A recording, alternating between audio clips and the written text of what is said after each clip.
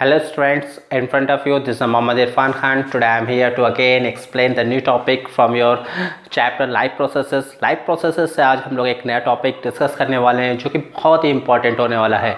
आपको board examination आपको board की तरफ से सीबीएसई बोर्ड की तरफ से टर्म 1 टर्म 2 का सिलेबस भी मिल गया होगा। डेफिनेटली आप उसको एक बार चेक कर लीजिएगा, और अगर आपने नहीं चेक किया होगा तो डेफिनेटली मैं उसका लिंक अपने इस वीडियो के डिस्क्रिप्शन में मेंशन कर दूंगा, आप लोग वहाँ से डाउनलोड कर लीजिएगा।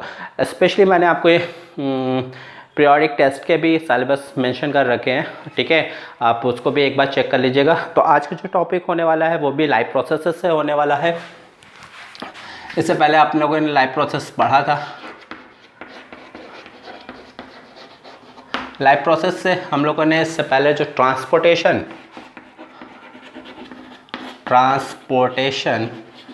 टॉपिक को डिस्कस कर लिया है।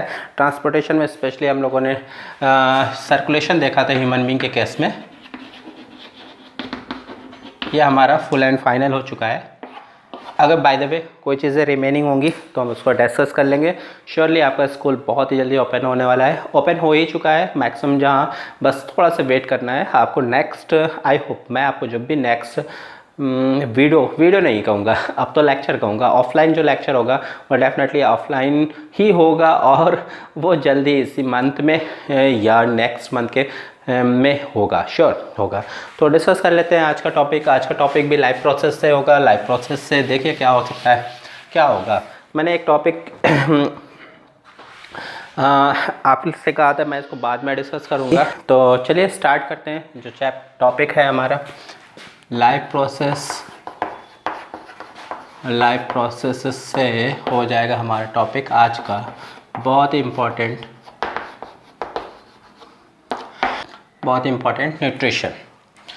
न्यूट्रिशन जो है वो देखिए दो जहां न्यूट्रिशन हो जाएगा हमारा। न्यूट्रिशन प्लांट में और एनिमल्स में,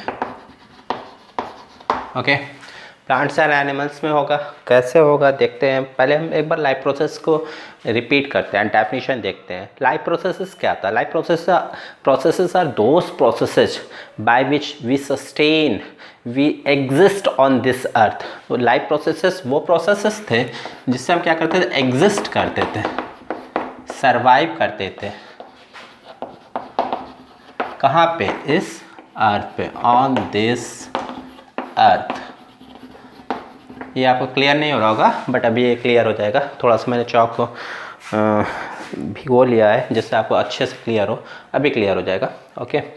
तो क्या था? लाइफ प्रोसेसेस वो प्रोसेसेस होते हैं जिससे हम क्या करते हैं, एग्जिस्ट करते हैं, सर्वाइव करते हैं, सस्टेन करते हैं। कहाँ पे? इन दिस अर्थ पे। वो प्रोसेसेस क्या कहलाते हैं? लाइफ प्रोसेसेस कहलाते हैं। जैसे एग्जांपल क्या होगा? न्यूट्रिशन है, सर्कुलेशन है, मतलब ट्रांसपोर्टेशन है, एक्सक्रीशन है, ये सारे प्रोसेसेस क्या हैं आपके? लाइफ प्रोसेस है। हम लोगों ने लाइफ प्रोसेस में ट्रांसपोर्टेशन पढ़ लिया है। आज हम लोग डिस्कस करने वाले हैं। इसको मुझे पहले ही करना था, बट ये बड़ा ही इंटरेस्टिंग टॉपिक है। मैं सोच रहा था इसे ऑफलाइन में स्टार्ट करूँगा, बट कोई बात नहीं, अभी ही चलते हैं। तो न्यूट्रिशन, ठीक है ना। हाँ, इसमें एक और पॉइंट है। इसमें लाइफ प्रोसेस में दो चीज़ें आती हैं, एक एसेंशियल लाइफ प्रोसेसेस, एक क्या होगा, non essential. Essential life processes वो प्रोसेसेस जिसके थ्रू लाइफ सस्टेन करेगी। मतलब अगर वो प्रोसेस नहीं होगा तो हम इस अर्थ पे सस्टेन नहीं कर पाएंगे। जैसे सपोज दैट एक्सक्रीशन ले लेते हैं एग्जांपल। एक्सक्रीशन क्या है? Removal of the waste material from the body. ये क्या है? Removal of waste material from the body. ये भी एक लाइफ प्रोसेस है जिसके बिना लाइफ सर्वाइव नहीं कर सकती। अगर सपोज है किसी कैंडिडेट की किडनी डैमेज हो जाए, किडनी आपको पता है vital organ that is responsible for excretion, that remove the waste material from the body, ठीक है। तो उस किडनी अगर डैमेज हुई तो एक्सक्रीशन प्रोसेस नहीं होगा, तो उसकी लाइफ भी सस्टेन नहीं कर पाएगी। That is due to this it is called the essential life processes, ठीक है ना। न्यूट्रिशन जो आज हम लोग डिस्कस करने वाले हैं उसको भी एग्जाम्पल के तौर पर ले सकते हैं। न्यूट्रिशन, ये न्यूट्रिशन हो गया, ओके। नॉन एसेंशियल, ये इंपॉर्टेंट है क्योंकि फ्यूचर में आपके जो एग्ज़ाम होने वाले हैं बोर्ड ने भी कह रखा कि इस तरीके से कोविड पीरियड रहा, इस तरीके से कोविड रहा, तो डेफिनेटली आपके एग्ज़ाम का जो पैटर्न होगा वो भी एमसीक्यू टाइप होगा। तो इसमें इस तरीके के क्वेश्चन डिज़ाइन होते हैं कि give the name of the non essential life process. तो एग्जांपल क्या हो जाएगा, रिप्रोडक्शन। ओके, तो एक सीन था, ये पीछे का बैकअप था, सिनेरियो थी जो लाइफ प्रोसेस से रिलेट कर रही थी। अब हमारा जो मेन टॉपिक है फिर हम उस पर डिस्कस करेंगे न्यूट्रिशन। न्यूट्रिशन में क्या था, मैंने कहा न्यूट्रिशन दोनों जहाँ होगा, प्लांट्स में भी होगा और एनिमल्स में भी होगा। ओके, प्लांट्स और एनिमल्स में। तो चेक करते हैं व्हाट इज़ द न्यूट्रिशन, आगे बढ़ते हैं, टाइप्स ऑफ मोड देखते हैं इसके क्या क्या है।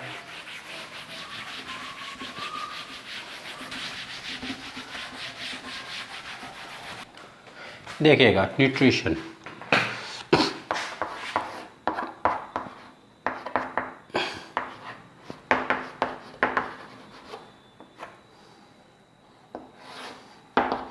न्यूट्रिशन क्या है, इनटेक ऑफ न्यूट्रिएंट्स। बहुत ही सिंपल डेफिनेशन बताऊंगा, बहुत ही सिंपल, और आपको मैंने जो नोट्स पीडीएफ में सेंड किया ना, डेफिनेटली उसी के बेस पे ही डिस्कस करूंगा। ठीक है, तो न्यूट्रिशन क्या है, व्हाट इज़ द न्यूट्रिशन, मैं सिंपल मैं ऐसे लिख दूं, intake of nutrients, intake of nutrients is called nutrition.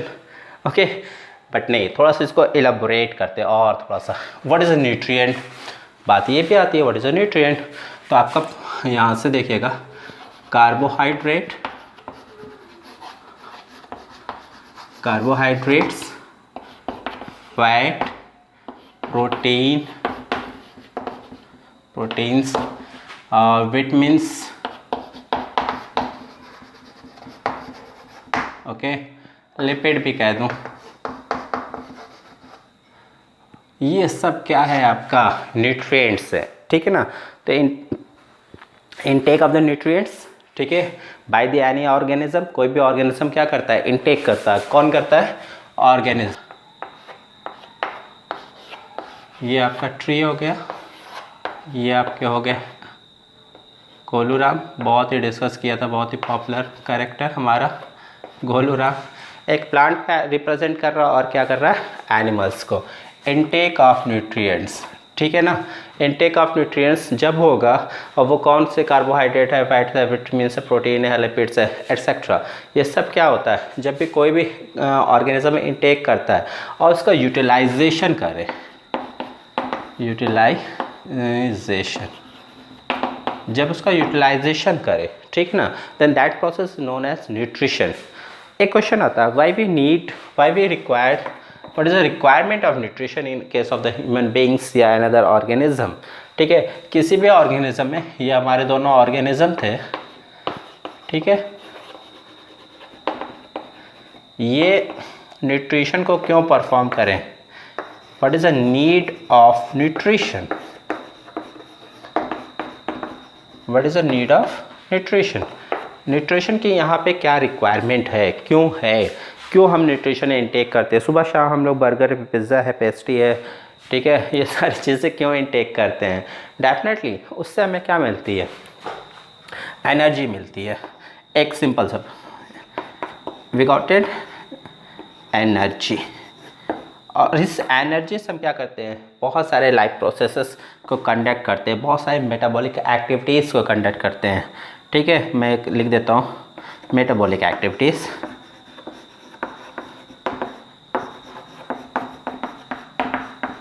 But इनसे भी इम्पॉर्टेंट लाइन जो मेरे समझ में आती है, क्योंकि कोई भी ऑर्गेनिज्म जो फूड का मतलब उसमें जो फूड की रिक्वायरमेंट होती है, मतलब वो जो न्यूट्रिशन इनटेक करता है, वो 2-4 पर्पज़ होंगे।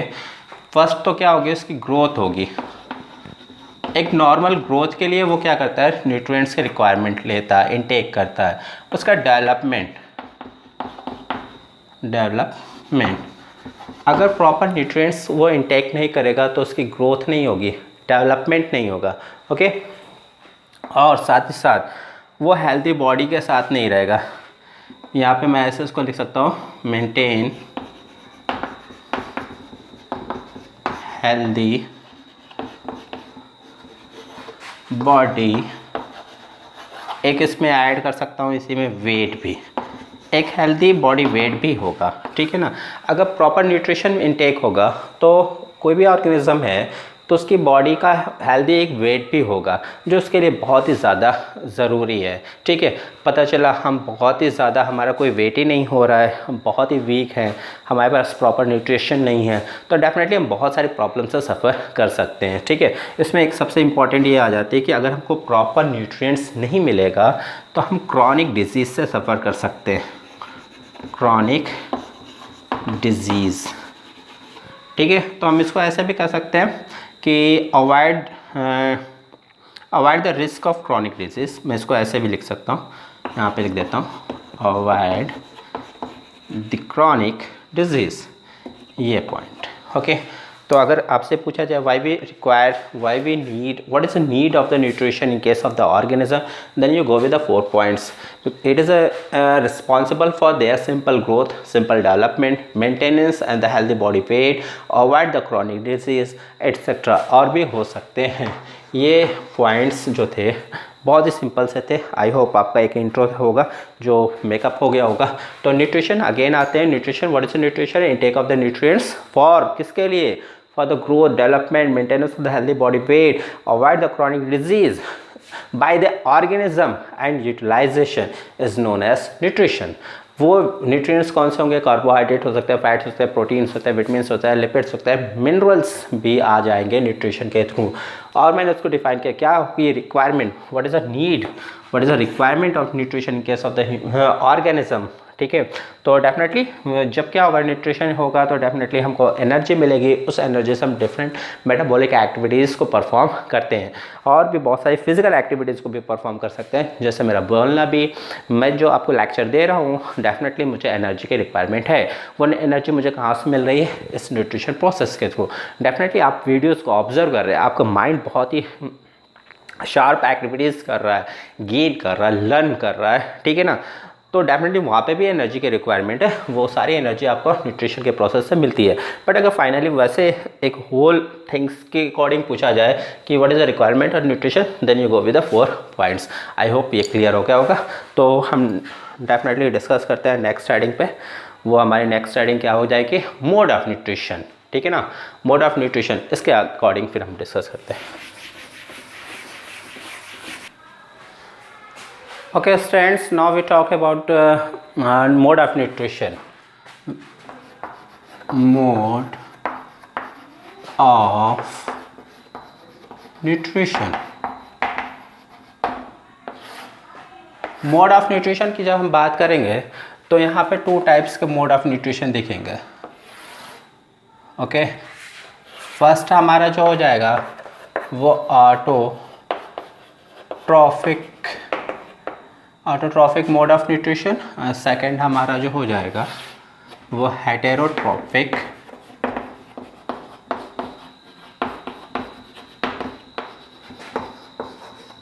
Mode of nutrition. Okay, autotrophic mode of nutrition and heterotrophic mode of nutrition. तो सिंपल वे में सबसे पहले इसकी डेफिनेशन ही चेक कर लेते हैं कि what is the autotrophic mode of nutrition. इसको मैं कंप्लीट कर दूँ.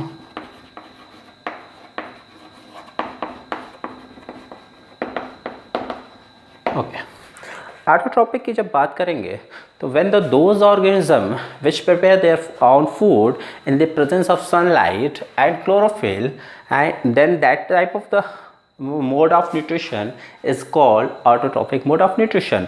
And that type of the autotrophic mode of nutrition is performed by the most of the plants. मैं यहाँ पे मेंशन कर देता हूँ, मोस्ट प्लांट्स, एल्गी, और यहाँ पे कुछ एक एल्गी स्पेशली मैं बताऊँगा यूग्लिना, और एक और एग्जांपल यहाँ पे मेंशन करूँगा मैं, सम बैक्टीरिया.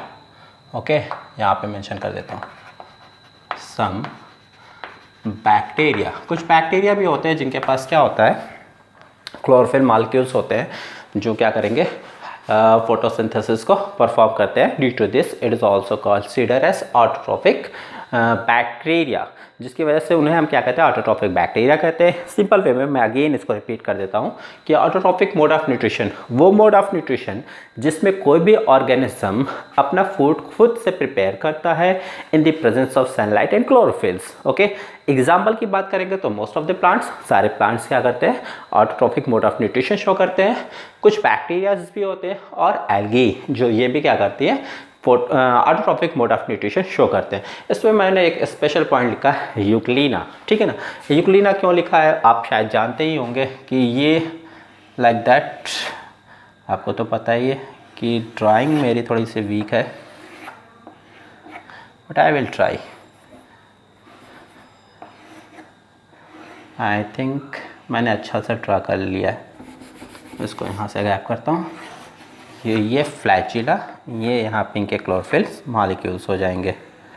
ओके, देखिएगा स्पेशली यूग्लिना को मैंने क्यों बताया, यूग्लिना भी क्या है, टाइप ऑफ एल्गी है, इसके पास एक फ्लैजिला भी है और क्लोरोफिल मॉलिक्यूल्स भी है। Two things, here is a flagella and here is a chlorophyll molecules.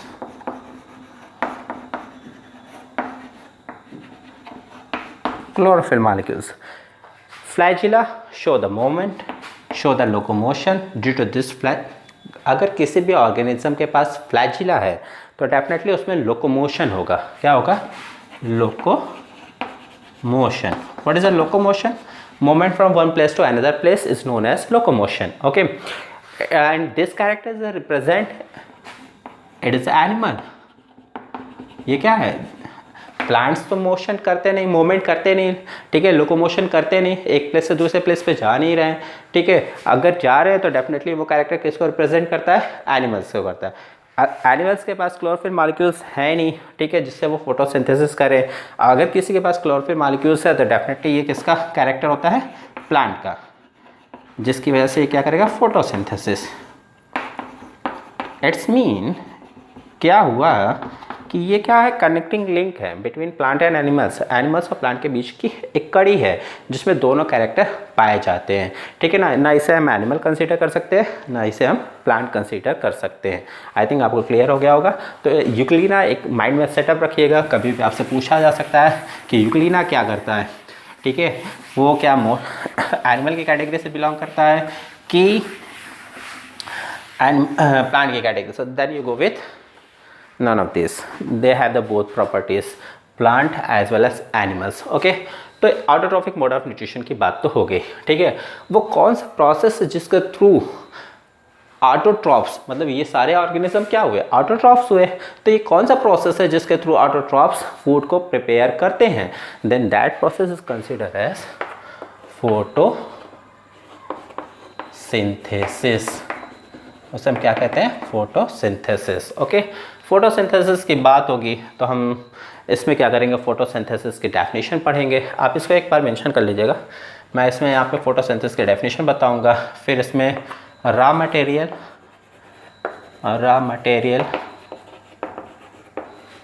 Use in photosynthesis, इस पर डिस्कस करना है मुझे, ठीक है। और ये साइट ऑफ फोटोसिंथेसिस कहाँ होगी, site of photosynthesis, factor affecting photosynthesis. वो कौन से फैक्टर है जो फोटोसिंथेसिस को अफेक्ट करेंगे। इसके बाद हम डिस्कस करेंगे इम्पोर्टेंस ऑफ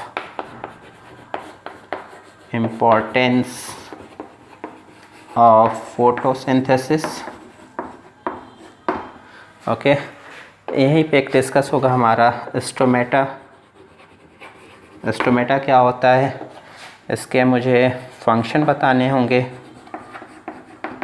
ओके, फंक्शन के साथ ही साथ इसके ओपनिंग एंड क्लोजिंग मैकेनिज़्म होता है, मैं यहाँ पे लिख देता हूँ, opening and closing mechanism. Okay, यहीं पे एक पॉइंट्स मुझे और बताना है, ट्रांसलोकेशन। ये पूछा गया है बोर्ड में कई बार कि व्हाट इज़ अ ट्रांसलोकेशन, कई बार सीबीएसई बोर्ड ने इसको पूछा है, तो डैम श्योर आपको आना चाहिए। ये सारे पॉइंट्स हो गए ऑटोट्रॉफिक मोड ऑफ न्यूट्रिशन से। हेटरोट्रॉफिक मोड ऑफ न्यूट्रिशन की बात करेंगे तो आप यहाँ पे saprophytes,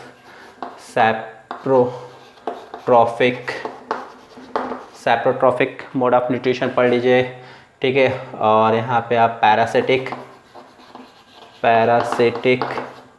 mode of nutrition as well as holozoic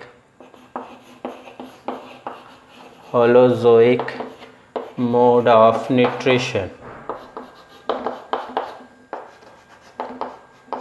okay, इन सब पे हमें डिस्कस करना है इस टॉपिक में, तो डैम श्योर आज कोशिश करेंगे कि इस वीडियो में हम इनके बारे में डिस्कस कर लें, इनके बारे में हम बाद में डिस्कस कर लेंगे। फिर भी एक जनरली लुक आपको दे ही देता हूँ। तो हम लोगों ने डिस्कस कर लिया था ऑटोट्रॉफिक मोड ऑफ न्यूट्रिशन क्या है। Heterotrophic mode of nutrition check कर लीजिए। Heterotrophic mode of nutrition are the type of mode of nutrition in which the organism intake their food by the other organism, it's mean they depend upon the other organism, ठीक है। Heterotrophic mode of nutrition वो nutrition होगा जिसमें कोई भी organism अपने food के लिए दूसरे पे डिपेंड होता है, दूसरे से फूड को गेन करता है, then that type of the mode of nutrition is consider as heterotrophic mode of nutrition. Heterotrophic mode of nutrition की कैटेगराइज करेंगे तो सैप्रोट्रॉफिक मोड ऑफ न्यूट्रिशन मिल जाएगा। सैप्रोट्रॉफिक मोड ऑफ न्यूट्रिशन के केस में आप बहुत ही लोअर क्लास में पढ़ा होगा आप लोगों ने कि those organism which depends upon the dead and decaying matter, death and decaying matter of, मतलब वो ऐसे मैं सिंपल वे में कह सकता हूँ, decaying matter of death organism. कोई भी ऑर्गेनिज्म जिसकी डेथ हो गई है, ठीक है ना, उसका जो डिकेइंग मैटर होता है उस पे जो डिपेंड करता है, उससे अपने फूड को, न्यूट्रिशन को इंटेक जो करता है उसे हम सैप्रोट्रॉफिक मोड ऑफ न्यूट्रिशन के नेम से जानते हैं। इसमें मोस्टली आप फंगस को रख सकते हैं, ठीक है ना। फंगस में आप ईस्ट ले लीजिए, ईस्ट है, मशरूम है, बैक्टीरिया एटसेट्रा। इसमें parasitic mode of nutrition those organism which depend upon the other organism, ठीक है। ऐसा ऑर्गेनिज्म जो दूसरे ऑर्गेनिज्म से फूड को इंटेक करते हैं, उनकी बॉडी से इंटेक करते हैं, उन्हें हम पैरासिटिक, उस टाइप के मोड ऑफ न्यूट्रिशन को हम पैरासिटिक मोड ऑफ न्यूट्रिशन कहते हैं। और उस टाइप के ऑर्गेनिज्म को then that type of the organism is consider as parasitic organism, ठीक है। यहाँ पे आप कुछ प्लांट्स होंगे, ठीक है ना, ज़्यादातर बैक्टीरिया आप मान लीजिए, बैक्टीरिया यहाँ पे कंसीडर कर सकते हैं आप। सम प्लांट्स, कुछ प्लांट हैं जैसे कि कसकटा,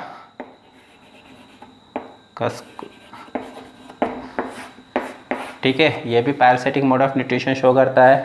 एनिमल्स में देखेंगे तो लाइस को देख लीजिए, लाइस, लाइस टिक्स, ठीक है, ये हो गए। प्लाज्मोडियम आप मान सकते हैं, प्लाज्मोडियम। एक और बचता है holozoic mode of nutrition. Holozoic mode of nutrition में ऐसे ऑर्गेनिज्म जो अपने न्यूट्रिशन को बहुत 5-4 स्टेप्स में कंप्लीट करते हैं, उन्हें हम होलोजोइक मोड ऑफ न्यूट्रिशन या होलोजोइक टाइप ऑफ ऑर्गेनिज्म कहते हैं। इसके केस में आपको मिल जाएगा एनिमल्स, मोस्ट ऑफ एनिमल्स, ठीक है। ये क्या करते हैं, सबसे पहले अगर मैं इनकी बात करूँ कौन कौन से वो स्टेप हैं, इनटेक, इंजेशन, डाइजेशन, एब्जॉर्प्शन,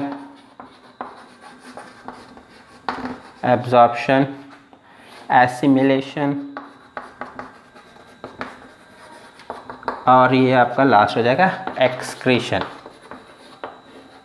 या इजेशन, हम इसे कह सकते हैं, एक्सक्रीट आउट करना, इजेशन, ठीक है। ये सारे स्टेप में if the any organism which deals their nutrition in many steps like that, ingestion, digestion, absorption, assimilation and egestion, then that type of the organism is considered as holozoic type of organism, and that type of the, and also that type of the mode of nutrition is considered as holozoic mode of nutrition. It is also subcategory of heterotrophic mode of nutrition. ठीक है, in this case most of animals, जितने भी animals है सब holozoic mode of nutrition show करते हैं, human being भी उसी में आता है। और इसमें हमें 2 पॉइंट और पढ़ना होगा, पैरामीशियम है, पैरामीशियम एंड अमीबा, यहाँ पे भी हमको न्यूट्रिशन को चेक करना है। ठीक है ना, तो स्टार्ट करते हैं, थोड़ा बहुत इंट्रो ले लेते हैं क्योंकि वीडियो बहुत लॉन्ग हो जाएगा, इसलिए हम क्या करते हैं यहाँ पे ऑटोट्रॉपिक मोड ऑफ न्यूट्रिशन, थोड़ा बहुत फोटोसिंथेसिस के डेफिनेशन, और इसको भी जल्दी से रिकवर कर लेंगे। ठीक है, बाकी नेक्स्ट वीडियो में मैं इसको डिफाइन कर दूंगा। तो चलिए जल्दी से ले लेते हैं review, just wait. Okay students, now we discuss about the autotrophic mode of nutrition in which photosynthesis. Autotrophic mode of nutrition हम लोगों ने देखा, स्टडी किया, autotrophic mode of nutrition. Autotrophic mode of nutrition, इसमें हमें क्या पढ़ना था, मैकेनिज्म, प्रोसेस, वो कौन सा ऐसा प्रोसेस है जिसके थ्रू ऑटोट्रॉफ्स अपने फूड को प्रिपेयर करते हैं। डेफिनेटली सिंपल सा आंसर आ जाएगा, फोटोसिंथेसिस, फोटोसिंथेसिस। अभी हम लोगों ने बहुत सारी हेडिंग्स यहाँ पे मेंशन कर ली थी कि फोटोसिंथेसिस में क्या है। ठीक है, हम लोगों को क्या क्या कौन से पॉइंट स्टडी करने हैं। तो पहले सबसे पहले एक डेफिनेशन ले लेते हैं, किसकी, फोटोसिंथेसिस की। मैं डेफिनेशन को बहुत ही शॉर्ट पॉइंट ऑफ व्यू से समझाने की कोशिश करूंगा, आप थोड़ा सा बी केयरफुल होइएगा। देखिए, फोटोसिंथेसिस आपने लोअर क्लास में भी पढ़ा है कि जो प्लांट क्या करते हैं, सनलाइट को ट्रैप करके क्लोरोफिल के प्रेजेंस में, ठीक है, फूड को प्रिपेयर करते हैं। That process consider as photosynthesis. But आज हम लोग थोड़ी सी डेफिनेशन को एक इलेबोरेट करेंगे, थोड़ा सा स्टैंडर्ड रखेंगे। ठीक है ना, एक्चुअल अब आप इसको कैसे डिफाइन करेंगे कि दोज ऑर्गेनिजम्स या plants when the solar energy, solar को हम यहाँ वर्ड यूज़ करेंगे radiant energy, when the radiant energy converted into chemical energy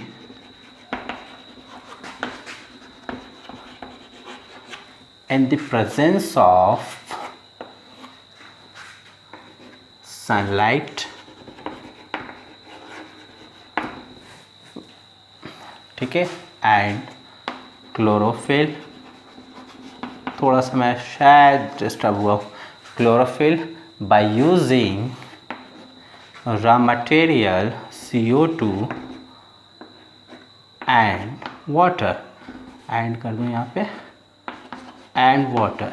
ठीक है ना, जब क्या होता है कि कोई भी ऑर्गेनिज्म स्पेशली यहाँ पे कौन सा आ जाएगा, प्लांट आएगा। ठीक है ना, तो मैं थोड़ा सा ट्राई कर दूँ, मैं याद आ गया मुझे, मैं प्लांट को कैसे ड्रा करता हूँ।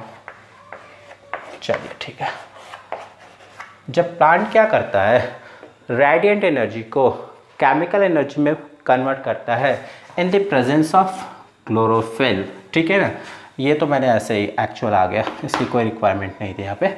By using raw material CO2 and H2O, ठीक है ना, केमिकल एनर्जी कौन सी आ जाएगी आपकी, स्पेशली यहाँ पे ग्लूकोज। ठीक है ना, या हम कार्बोहाइड्रेट कर सकते हैं, कार्बोहाइड्रेट्स, इसी को हम ग्लूकोज भी मेंशन कर सकते हैं। ठीक है, इसे हम C6H12O6 से भी रिप्रेजेंट कर सकते हैं। ठीक है ना, कहते हैं जब प्लांट रेडिएंट एनर्जी को केमिकल एनर्जी में इन the presence of chlorophyll by using CO2 and H2O raw material convert into the carbohydrate glucose. ठीक है, कार्बोहाइड्रेट ग्लूकोज क्या है, कार्बोहाइड्रेट की फॉर्म में कन्वर्ट करता है, then that process is consider as photosynthesis.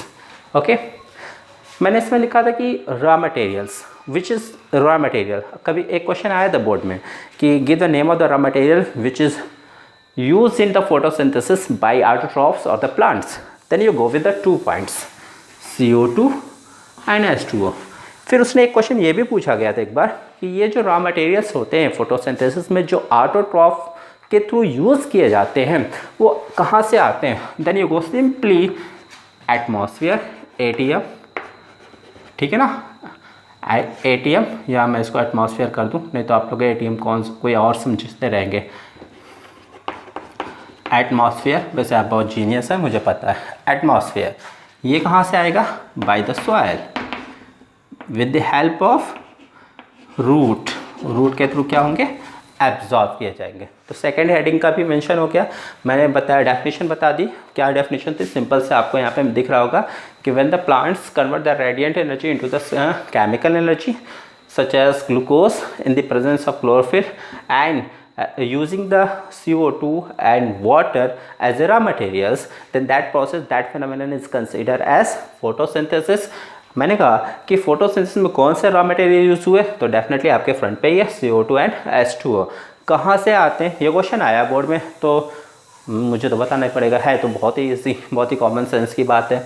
CO2 atmosphere and H2O soil से आएगा, रूट के थ्रू एब्सॉर्ब किया जाएगा, ठीक है ना। अब थर्ड पॉइंट्स हम डिस्कस करेंगे। तो मतलब हम लोगों ने फोटोसिंथेसिस की डेफिनेशन देख ली, यूज़ ऑफ रॉ मटेरियल देख लिया। थर्ड हम देखेंगे site of photosynthesis. Site of photosynthesis में ये सारे प्रोसेस जो कंडक्ट हो रहे थे वो एक्चुअली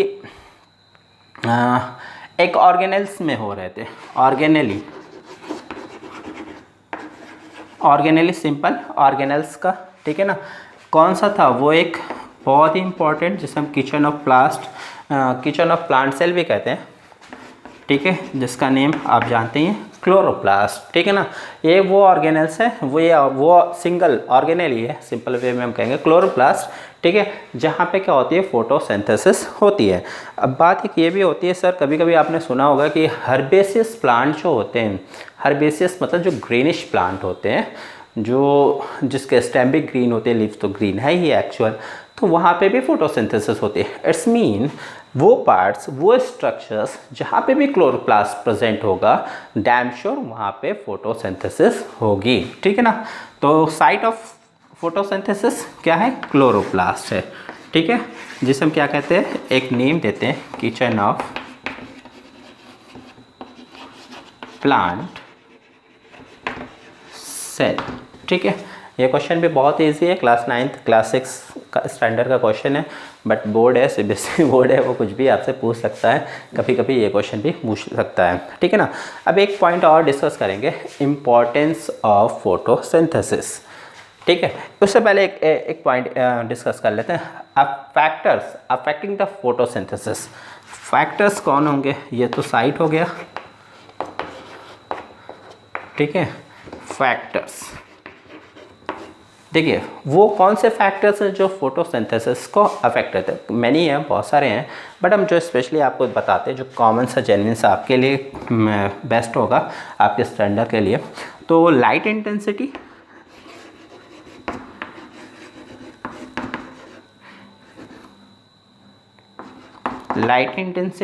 ओके। सेकेंड हो जाएगा CO2 कंसंट्रेशन, CO2 का concentration, and availability of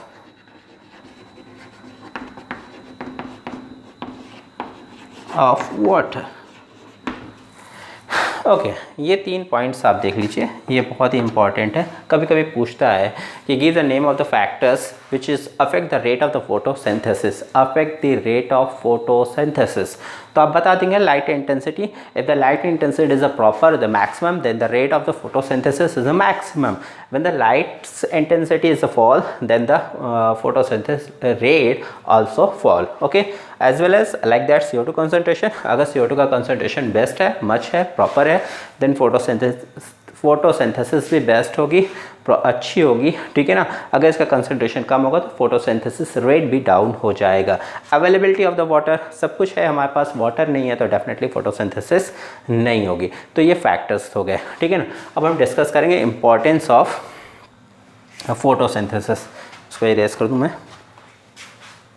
just wait.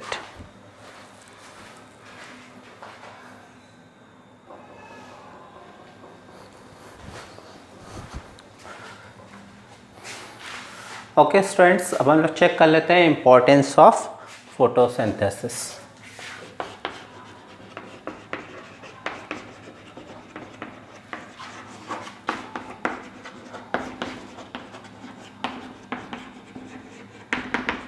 Okay, बहुत ही सिंपल सा है, इसमें मैं 3 पॉइंट पे डिस्कस करूँगा। सबसे पहले कि फोटोसिंथेसिस प्रोसेस के through CO2 convert into O2। Okay, second point जो हो जाएगा कि we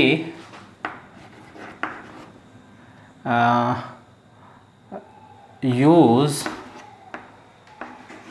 everyday oxygen, we use all time oxygen that comes from photosynthesis। ठीक है, कहते हैं कि वी यूज़ ऑल टाइम, जो हम हर टाइम यूज़ करते हैं ऑक्सीजन को, मींस ब्रीथ करते हैं रिस्पायरेशन प्रोसेस में, वो सारी कहाँ से आती है? फोटोसिंथेसिस से ही आती है। और मैं थर्ड पॉइंट ऐसे भी कह सकता हूँ कि all the organisms which are heterotrophs, ठीक है, या मैं ये भी कह सकता हूँ नॉन ग्रीन प्लांट्स, यहाँ पे 2 वर्ड यूज़ करूँगा, ऑल हेट्रोट्रॉप्स, ऑल एनिमल्स कर दूँ स्पेशली, ऑल एनिमल्स, ठीक है, एनिमल्स मोस्टली क्या हेट्रोट्रॉप्स ही हैं, and non green plant directly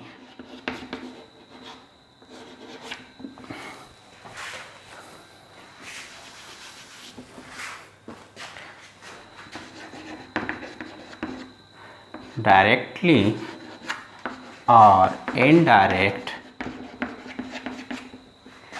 indirectly depends upon plant। ठीक है ना, सारे ऑर्गेनिज्म क्या है, डायरेक्टली और इनडायरेक्टली किस पे डिपेंड है? प्लांट्स पे ही डिपेंड है। और प्लांट्स अगर फोटोसिंथेसिस प्रोसेस नहीं करेगा तो प्लांट्स का खुद का डेवलपमेंट नहीं होगा।